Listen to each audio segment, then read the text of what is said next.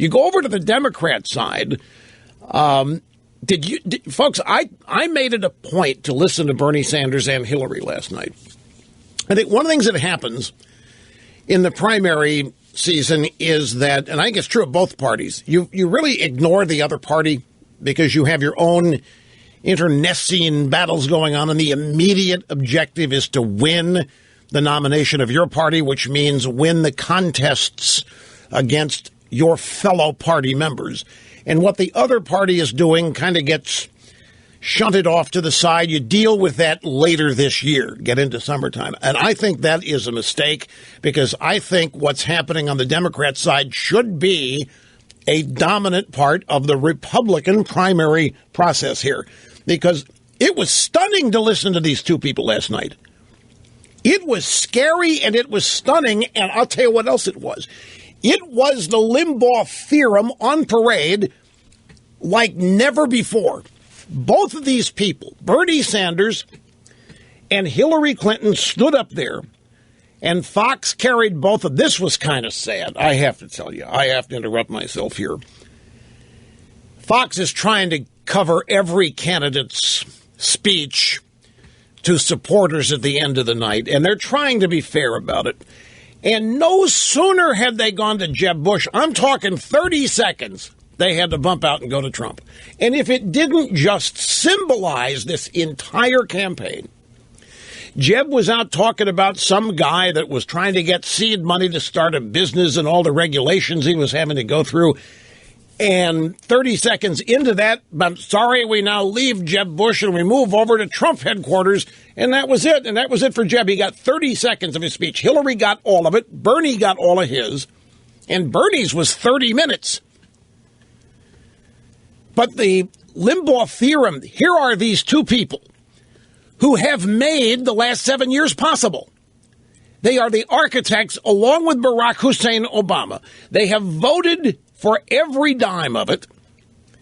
They have supported everything. To listen to these people criticize the healthcare system with 29 million people still uninsured, and to complain about the costs, the rising premiums and the deductibles, and to hear them talk about unemployment, and to hear them talk about low wage. Who do they think is responsible for this? And, of course, their supporters, many of these young college graduate leftists who have been really brainwashed into the beauties and fairness and all that of socialism, it's a potential crisis that we face, because these young people have not been taught critical thinking. They literally have been taught the virtues of socialism. But I mean, to listen to these people, to listen to an avowed socialist like Bernie Sanders talk about how angry he is at what's going on now, when it's everything in the world that he wanted in 2008. Ditto Hillary Clinton. What is there to be unhappy about? No, folks, follow me on this. I'm dead serious. They get everything they want. There was no pushback on the Republican side. There was no attempt to stop it. First 2 years, they didn't have the votes to stop it anyway. And after they did acquire the votes, after we gave them the House and gave them the Senate, they still made no serious effort to stop it. And even at that, Obama's had to use some executive orders to get what he wants, but he has done it. There's no stopping him. There's no attempt to stop. There's no pretense. There's no image other than during campaigns where they tell us they're going to stop him, but then they don't. And to listen to these two people go on and on about the status quo as though we are about finished, as though we are in dire straits, our consequences have never been more grave, and we need to do what? We need more of what has brought us here. We need more of what we've had to live through the last 7 years. It's like these two people got to stand up there and act like they had nothing to do with it. The Limbaugh theorem on parade, like Obama, the way he gets away with stuff is that he gets away with appearing to have no role in any of it. He gets to pretend to be an outsider, angry at what's going on, fighting powerful, invisible forces, i.e. Republicans. He's going to do everything he can to stop it. He's the architect of all this. The Democrat Party is the architect of all this. They're miserable. They're unhappy. They've gotten everything they want the last 7 years. How in the world does this work We haven't done enough. We haven't spent enough. We haven't given away enough. We don't have a big enough welfare state. We didn't take over health care enough. We didn't take over health care the right way. What in the world's wrong with it? You got everything you wanted. There was no attempt to stop Obamacare. They got everything they wanted in it. And to listen to these two people whine and moan and complain, you would think that all of this is the result of the Iraq War and the Bush administration, and it's time we got serious and reversed this course that we're on. It was stunning to me. I really think of the candidates remaining on the Republican side, they had better start listening to this, and they had better start including it, because this is what we're ultimately running against. And it all goes back. The reason all of this upheaval is happening on the Republican side is precisely because there has been no effort on the part of the Republican Party, its establishment, wherever, to stop any of this. It makes common sense, total common sense, that people who have loyally donated and loyally voted and supported and have been told that they must support the nominee, they must support the policies, party unity and all that. They've been slapped upside the head one too many times here. And so they're now saying, screw you. And they're going elsewhere. Now, the crazy thing is the Democrats have their own version of this going on. I mean, Bernie Sanders supporters are just Obama supporters.